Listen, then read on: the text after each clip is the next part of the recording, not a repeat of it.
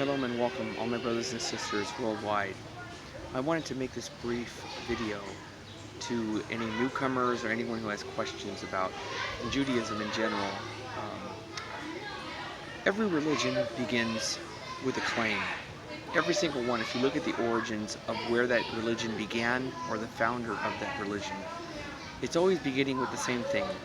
Someone makes a claim that God or an angel spoke to me, trust me, or I had a vision. And if you look at all these religions, they all are based on a lie or a truth. You know, you can decide whether you think it's a lie or the truth. But the point is, it's a lie that cannot be checked, or a truth that cannot be checked, because it was a sole or singular revelation. God spoke to me. Here's the message. Trust me. The Israelite way and the Torah, the difference between Judaism and all other beliefs, faiths, or religions is that the faith of Israel begins when God speaks to approximately 3 million men, women, and children at the foot of Mount Sinai. It was a national revelation. The question that I ask is, if only Israel, if you look at all world religions, only Israel ever made a claim that God spoke to a nation. No other religion or belief system in all of world history, in all religions or faiths, ever dared make a claim that God spoke to a bunch of people, or a bunch of people had a vision at the same time and lived to tell their descendants, and their descendants tell that tale that my ancestors are a continuation of that story, that event. Why didn't any other nation make the claim of a national revelation of any kind ever throughout history? Of the 15,000 known religions in recorded human history, how many stake the foundation of their belief on the idea that God or a prophet or anybody or an angel, anything, spoke to an entire nation or even a bunch of people? We don't even have people saying, as a tradition, that 500 people heard God or 500 people had a vision. 100. We don't have 50 people. We don't have 40. We don't have 30. We don't have 20.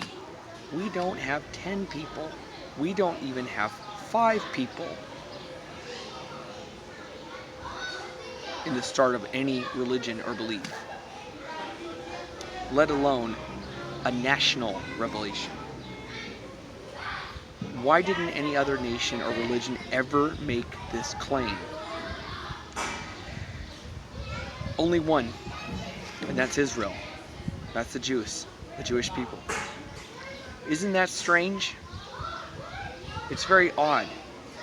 If a national revelation is the best way to go, and I believe you would agree that a national revelation where a whole group of people, let alone a nation, just a bunch of people heard God speak at the same time, and that's how the religion starts, you would agree that that is the most powerful claim above any singular prophet or person claiming to have gotten a message by themselves, and you cannot check it because the person says, God spoke to me, trust me. Why didn't anyone else ever make this claim? The answer is that this is one lie you can never get away with, ever. Why do the Jews believe Moses was a real prophet? Because God spoke to him in front of the entire nation of approximately 3 million men, women, and children. It says in Exodus chapter 19, verse 9, God says to Moses, in the Torah, it says, I will come to you in a thick cloud so that all the people will hear. All the people will hear, not Moses. All the people will hear when I speak to you, and then they will believe in you forever. And after this event happened, this amazing event, we see in Deuteronomy chapter 4, verse 32 through 39. I'm going to paraphrase here what Moshe says to all of the Israelites. He says there, a dare for the future in verse 32. Ask yourselves, look back at all times gone by, from the time of creation until the future. He's daring you. Look back at all times gone by. Has there ever been anybody or any nation that has ever made this claim? Ever? Has any God ever taken a nation out of a nation by miracles and wonders and signs and taken to a promised land? Has there ever been such a thing? Ever? A national revelation? A national event? The answer is no. It's never happened. Yet, this is what the Torah states, that this will never happen again. Most religions or their prophets have to say, beware, because there's going to be another prophet that's going to come along and they're going to claim to be me or make a claim. Don't believe them, believe me. You know what the Torah says? Don't worry, no one will ever make this claim ever again in all of history. Now, who could write that and know the future? Then it says in chapter 4 of Deuteronomy, verse 35, it says, to you it was shown, Israel, that you may know, not have faith, not trust. You may know that Yehovah is Elohim, there is no other. That Yehovah is God, there is no other. Knowing something. Not faith, not belief, not trust me. Know that Yehovah is Elohim. A national revelation. All the people heard God speak. There was no one left out. The point that I'm trying to make is, the Torah does not say that Moses came down from the mountain and told the Israelites, guess what? God spoke to me, trust me. Now many universities, all of them have a religious theory class. And in those classes, you can look this up for yourself. All the classes teach that all religions, including Judaism, of course Judaism gets bunched in with all the other religions when it's really not even a religion, it's a reality. That no, the Torah was not given to a nation, it was made up by someone. Someone made it up and told people a long time ago, your ancestors heard God speak, but don't bother checking and asking your parents or your grandparents, because the tradition was lost for so many centuries until I, this liar, have come to relaunch this event, this faith. Here is the Torah, fresh off the press. Here it is. I'm the relauncher. I'm the head guy. I did it for you. Don't bother asking anyone. Can't find out about it. Trust me. That's what the universities are teaching, all of them. But the Torah goes out on a challenge and says, no one will ever make this claim. It was a national event. Everyone heard, period.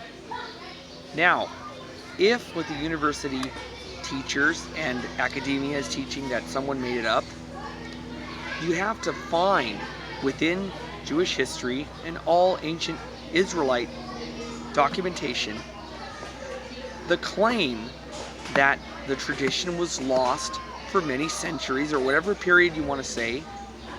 You have to find that record, this crisis where the Torah was lost for many centuries, or whatever time period you want to give it. That's what the lie had to be. Don't bother asking your parents, because the Torah says you were all shown this, the whole nation. So you can't say you all heard God speak and I'm the founder of this religion, because they're all going to say you're nuts. I didn't hear anything. You're a liar. You can't make up a lie to the present generation like that. You all heard God speak. I'm telling you the most checkable lie of all. You all heard God speak. It doesn't work. So they have to go with the past theory. Some maniac liar or some wise liar, whatever you want to say, says, I am relaunching this religion. It was lost long ago. Don't bother asking anyone. But a long time ago, your ancestors heard God speak. but it was lost for many centuries, and now I'm relaunching the religion. The problem is this, bottom line. You go check all Jewish sources, all the sources, biblically and historically. There's not a single record of any gap in history where the Torah was lost for centuries. And most importantly, there is no record of this most important person who relaunched this lost religion, this lost belief that God spoke to the whole nation. How could the person responsible for relaunching the belief that the Torah was given to a whole nation not be mentioned and not be pronounced in all of Judaism? He's nowhere to be found. Now, the only other thing that I've heard somebody say recently is, oh, well, Judaism was a evolving religion. It evolved. The stories evolved into, it was a mass revelation. Problem is, there is no evolution in Judaism. The Torah has never changed. The stories never changed. And there's no record that anything was ever changed or the story was changed. Regardless, that doesn't work either. Because somebody throughout history, as we know, human beings want to take credit and give credit where credit is due. It's just human nature, especially among Jews. Jews are known for giving credit where credit is due. Yet they never gave credit to the second most important name in all of history. There's Moses, right? Moses is the most important person in the Torah. So who would be number two? It would be the guy who relaunched this lost theology. Nothing.